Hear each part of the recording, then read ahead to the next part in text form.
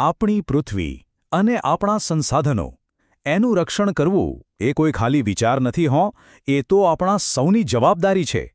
ચાલો જરા ઊંડાણમાં જઈને સમજીએ કે આ બધું આટલું જરૂરી કેમ છે. જરા આ તસવીરો પર નજર નાખો.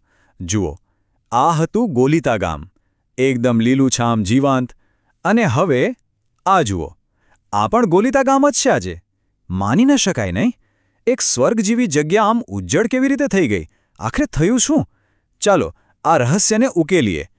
સવાલ એકદમ સીધો છે, પણ એનો જવાબ એ આપણને વિચારતા કરી દે એવો છે. કોઈ હર્યુંભર્યું સ્થળ પોતાની આખી ઓળખ, પોતાની જીવંતતા કેવી રીતે ગુમાવી શકે? અને સાચું કહું તો આ વાર્તા ખાલી એક ગામની નથી. તો ચાલો ગોલીતા ગામની આ કહાણીને ખાલી એક વાર્તા તરીકે નહીં, પણ આપણા બધા માટે એક ચેતવણી તરીકે સમજીએ. જરા આંખો બંધ કરીને કલ્પના કરો. એક એવું ગામ જ્યાં નદીઓનું પાણી એકદમ ચોખ્ખું વહેતું હોય, જ્યાં ચારે બાજુ ગાઢ જંગલો હોય, જેમાંથી બધું જ મળી રહે, અને ત્યાંના લોકો એ પ્રકૃતિ સાથે હળીમળીને એકદમ તંદુરસ્ત અને ખુશ રહેતા હતા.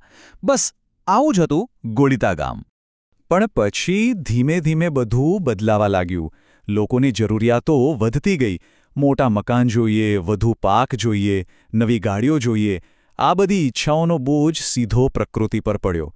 પરિણામ, જંગલો કપાવા માંડ્યા, પાણીનો વપરાશ એટલો વધ્યો કે ન પૂછો વાત, અને જમીન જાણે થાકી ગઈ. અને આ છે ગોલીતાની વાર્તાનો મૂળ મુદ્દો.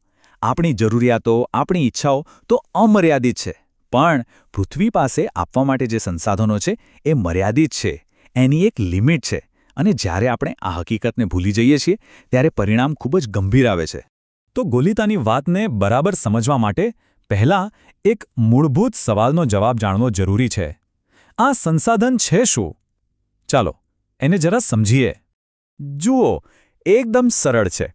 કુદરતની કોઈ પણ વસ્તુ, પછી એ હવા હોય, પાણી હોય કે જમીન હોય, જ્યારે એ આપણા કામમાં આવે, આપણા માટે ઉપયોગી બને, ત્યારે એ સંસાધન કહેવાય.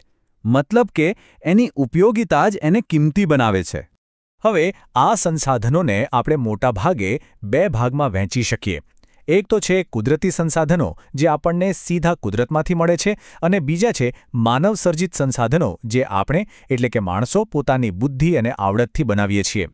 હવે કુદરતી સંસાધનોમાં પણ બે બહુ જ મહત્વના પ્રકાર છે. પહેલા છે નવીનીકરણીય, એટલે કે રિન્યુએબલ, જેમ કે સૂર્યનો તડકો, પવન એ ક્યારેય ખતમ નથી થવાના. અને બીજા છે બિન-નવીનીકરણીય, એટલે કે નોન રિન્યુએબલ, જેમ કે કોલસો, પેટ્રોલ. આનો સ્ટોક લિમિટેડ છે. એકવાર વપરાઈ ગયો એટલે ગયો. એને પાછો બનતા તો લાખો વર્ષો નીકળી જાય.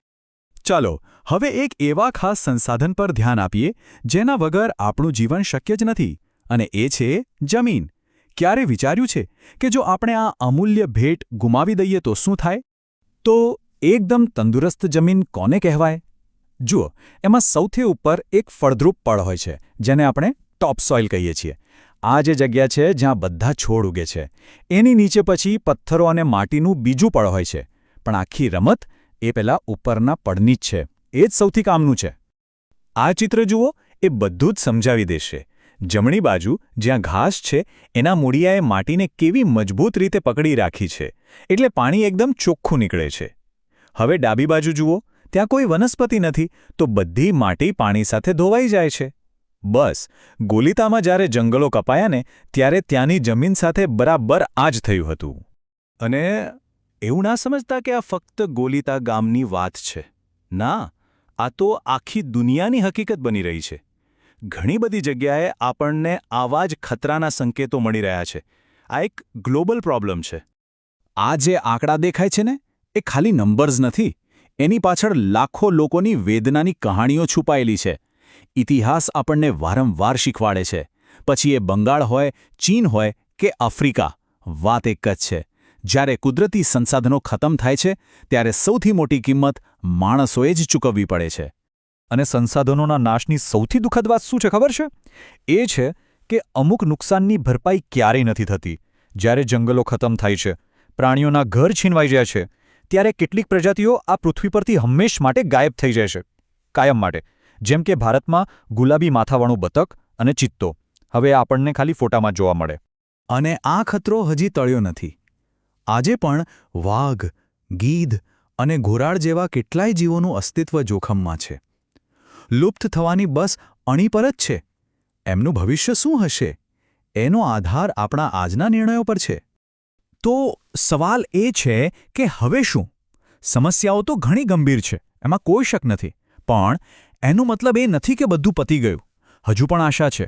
હવે સમય છે ઉકેલ વિશે વિચારવાનો. આ એક વાક્યમાં આખી વાતનો સાર આવી જાય છે.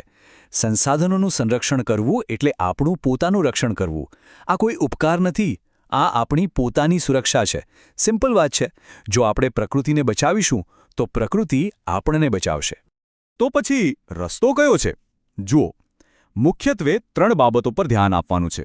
પહેલું, વિવેકપૂર્ણ ઉપયોગ, એટલે કે જેટલી જરૂર હોય એટલું જ વાપરો, બગાડ બિલકુલ નહીં.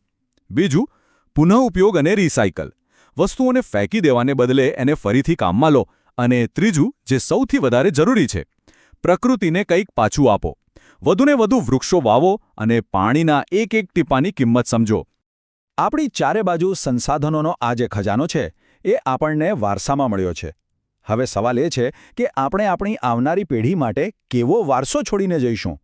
અને આનો જવાબ એ કોઈ બીજા પાસે નથી. એ જવાબ આપણા દરેકના નાના નાના કાર્યોમાં, આપણા રોજના નિર્ણયોમાં છુપાયેલો છે. વિચારવા જેવી વાત છે ને?